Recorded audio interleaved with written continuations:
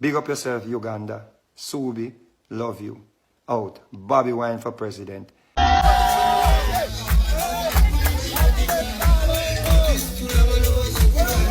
I'm advising or asking. Mr. Vegas omujamaika munange engeri gyatenderezaamu Bobi Wine ate nga n'omuyimbi Kingisa nga munange nga yakava ate wali e London munange ku press conference gyasose okola eri makage muganda wange gwe alaba Jaminat Yogi ngenda kubeera nga nkutandisa n'akatambi akatwedinze ennyo mwana mulenzi wali mu Jamaica Mr. Vegas eyayimba I am blessed wali munange ate gwe alaba Jaminat Yogi era nga eyo yali iti munange ate yatambulira ddala amawanga n'amawanga muganda wange kakati no wuuno engeri gy'abadde atendereza munange wali omukulu Bobi Wine bibadde bitya byonna mu katambi. Bobby Wine, I endorse you, brother. And I know you're going to be the hope that we all need in the black diasporas. Big up yourself, Uganda. Subi, love you. Out. Bobby Wine for president. I'm advising or asking all my artist brothers around the world to put your support behind brother Bobby Wine. He's one of us, and he will represent us to the best of his ability. Big up on yourself. Subi. I don't see blessing. Bobby Wine, you get the blessing. Bobby Wine bless.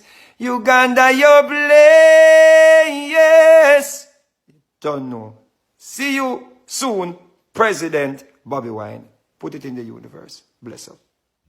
Olaba omusajja ono atuuka okuvaayo muganda wange n'atendereza omukulu Bobi Wine kakati naawe kyoba omanya nti nno omukulu ate Bobi Wine nti ate alina obuganzi bungi nnyo akyalina obuganzi bungi nnyo mu bantu saakyalina wabula alina n'obuganzi buyitirivu nnyo mu bantu munnange gwe alaba Jaminat Yogi kino nno kyewunyiikiriza munnange abantu abamu media kosa ate n'emikutu emirala gyewunyiikiriza omwami ono Mr. Vegas omuyimbi okuva e Jamaica ayagala atya munnange engeri gy'abadde amatira ate wali engeri gy'abadde ayogeramu mu katambi munnange wali ate nga awa munnange ate mwana mulenzi ate Bobi Wine ate wali flowers wali wonna oba credit wali muganda wange gwe alaba Jaminat Yogi naye nga akatambi kano katwedinze nnyo ate ku mikutu egy'enjawulo wali subscribe nga bw'obeera nga tonnaba kakati eyo nga nvuddeyo munnange nkutte wali akatambi akokubiri ak'omuyimbi Kingisa nga yakava munnange ate wali e London era nga munnange oluvudde wali e London munnange asubidde makage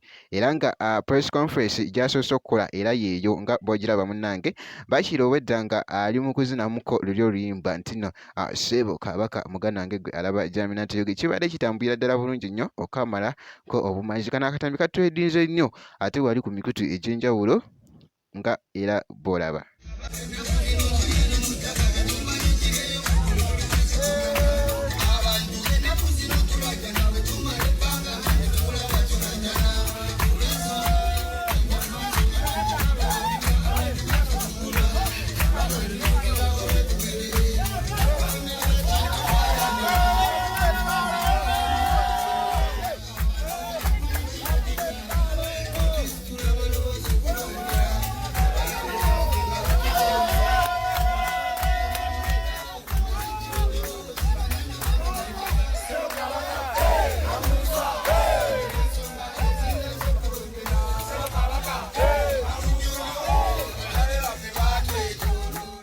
Era nga yeeno munnange ate press conference gy'asoose okukola naye nga kyetumanyi nti nno agenda kuddamu era akole ate negenda okubeera nga esingako wano naye nga omulundi guno nga yakava munnange ate wali asoose n'ayanjula bambi ate konsati ye mu kusooka ndowooza okwanjula agenda kubeera nga avaayo maybe okubeera nga ayanjula ate ku press conference egenda okusingako wano wonna nja kubeera nga mbikutuusaako wano ku Jaminat Yogi making sure nti no subscribinga wobeera nga tonnaba ngenda kubeera nga akomawo ate mu maaso eyo nezi update endala bwe kiti.